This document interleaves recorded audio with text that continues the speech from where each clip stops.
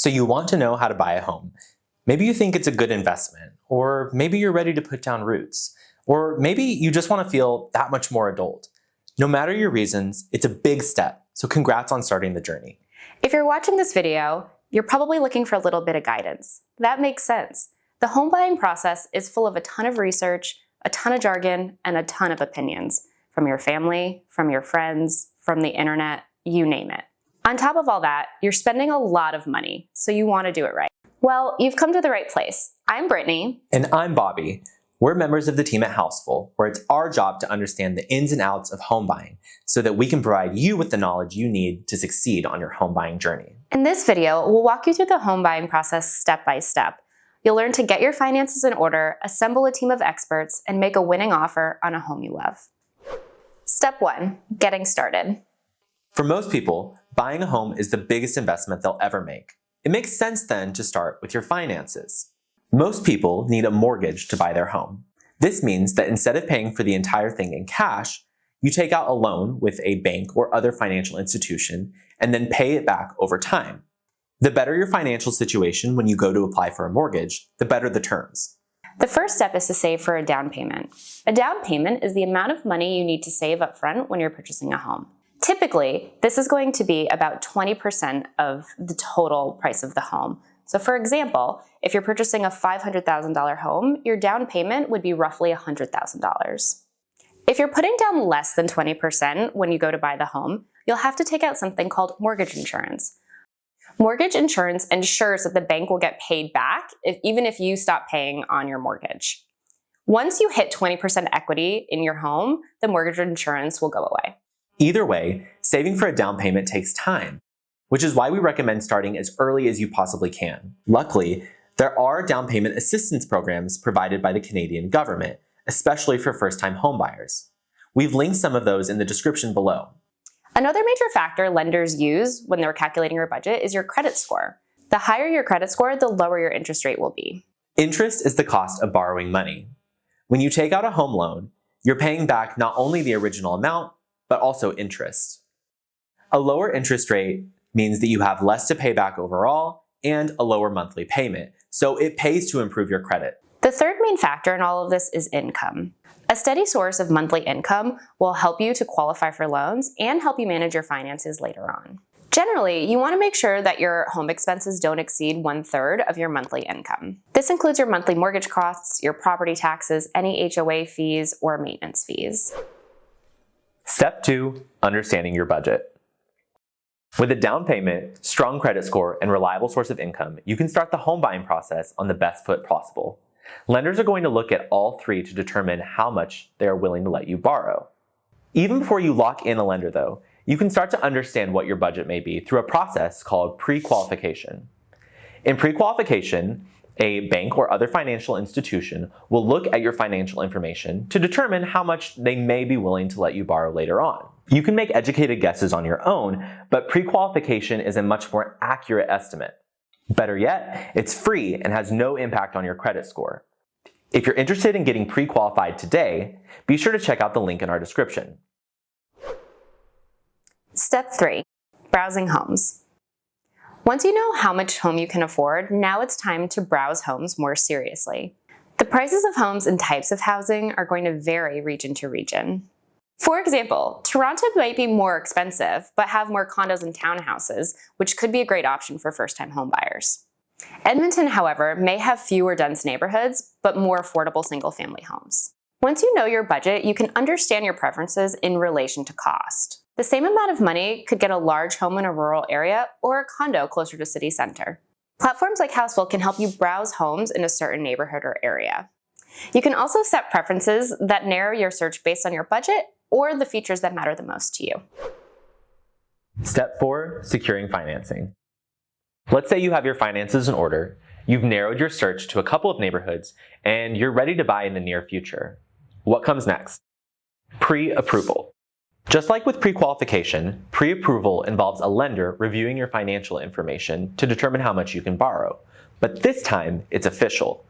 With pre-approval, a lender formally approves you for a specific loan amount. This means that when you're shopping for a home, sellers know that your offer has real weight behind it.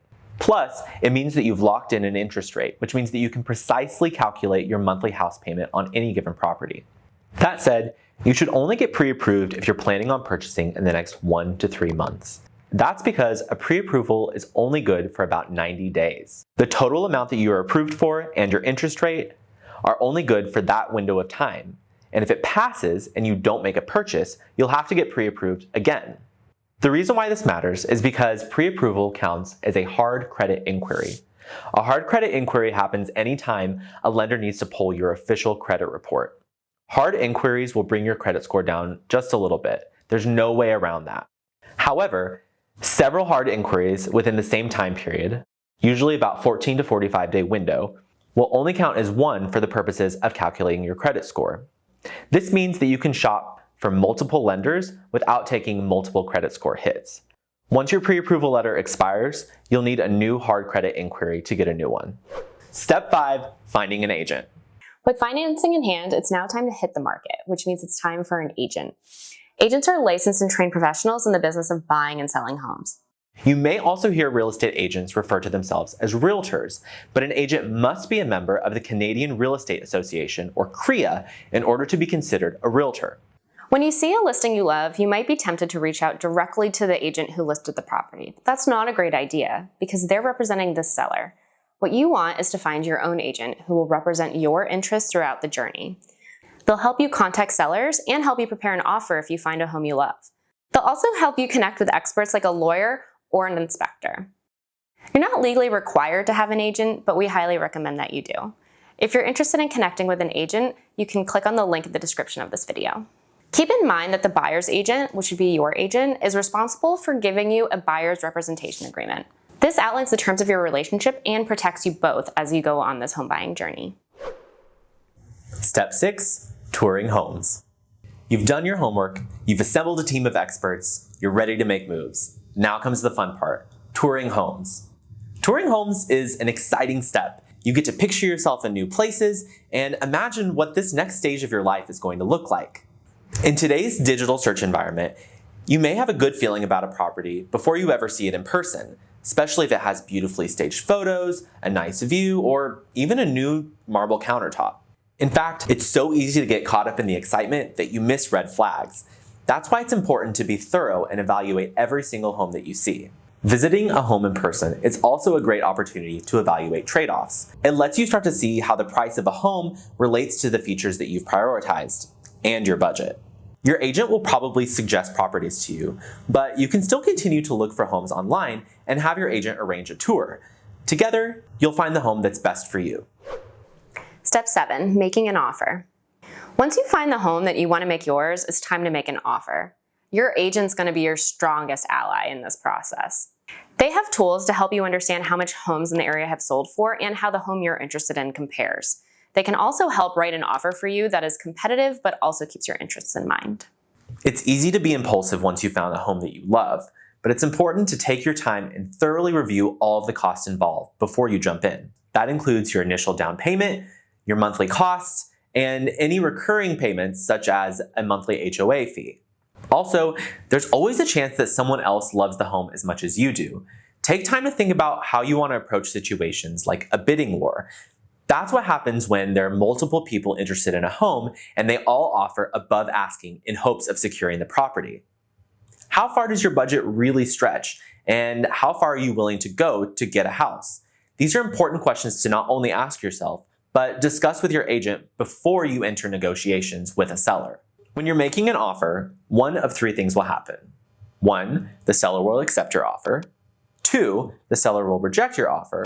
Or 3, you and the seller will enter into negotiations, and then the seller will either accept or reject your offer based on how that goes. Keep in mind that the listing price is not necessarily what the house will sell for. In a competitive market, you may have to offer above list price, whereas in a less competitive market, you can get away with offering a little bit less. However, if you do choose to do that, it's best to provide some sort of rationale, such as data from your agent supporting your position. The dollar amount of your offer is important, but so are the conditions. A condition is a term that the seller must meet in order for the sale to go through. As a buyer, your conditions outline situations that allow you to back out of a deal or renegotiate if they aren't met. Fewer conditions can make an offer more appealing, but conditions also protect you, so you want to be careful about where you do and don't use them. Step 8, closing. Once a seller accepts your offer, you've reached the final stage of your home buying journey. Congrats!